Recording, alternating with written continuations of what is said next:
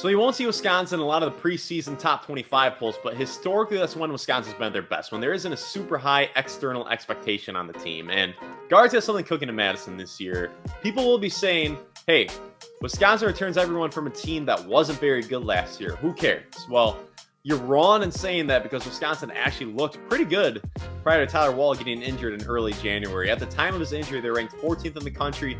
Wall was arguably playing his way to a first-team All-Big Ten spot. He was looking great. And they had a road win over an eventual 2 seed in Marquette.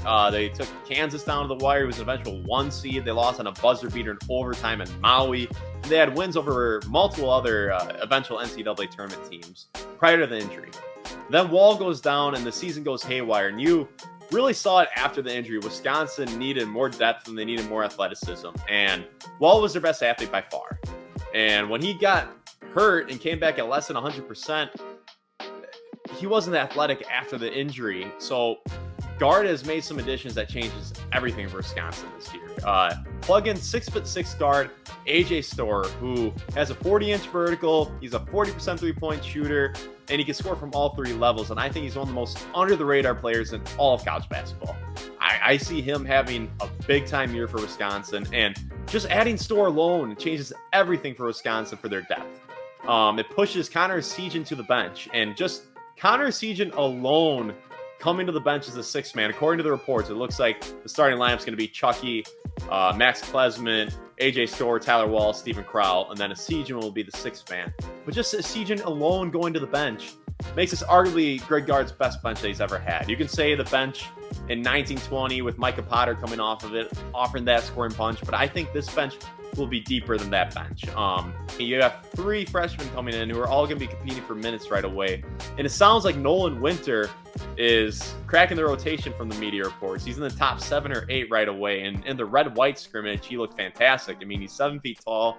He's got a good motor. He moves very well for his size, and he was knocking down threes in the red-white scrimmage. He looks very skilled. He had a double-double. And as locked in as Gard has been for attention to detail, as meticulous as he is, which is, what Wisconsin's known for. They don't beat themselves, but I hope he has some tolerance for some growing pains, especially with Nolan Winter, because he's a freshman. He'll be playing in the Big Ten. There might be some moments where he struggles defensively. Maybe not. And I think he actually will have his strengths defensively with the 7-foot frame, his mobility. I think he'll impact shots, but there might be some, maybe he doesn't rotate perfectly. Maybe he has a tough time here and there in the pick and roll. I think Gard's got to have some patience for that, because I don't care how good of a defensive team you are. If you have consistent 5-minute scoring droughts like the Badgers did last year and in years past, it's hard to, your ceiling's limited. It's hard to close out games when you are consistently having massive scoring droughts. So I think Gard, and I think he's shown more patience. I think he's realized, like with Connor Sejan last year, he had patience for him defensively. But yeah, Gard needs to show some patience. And I think with Wisconsin, and my closing thoughts, getting everyone back from last season, adding some much needed depth and athleticism, I'm extremely bullish on this Wisconsin team. I think that Wisconsin is going to finish in the top 3 in the Big Ten. And I see the Badgers cracking the top 25 early on the season and staying there the rest of the season. I am high on this Badger team. Buy stock now. Do not sleep on Wisconsin. This will be a different story than last season if everyone stays healthy. And if this is your first video with me, thank you very much for making it to the end of the video. Subscribe for more college basketball content, and I'll see you next time.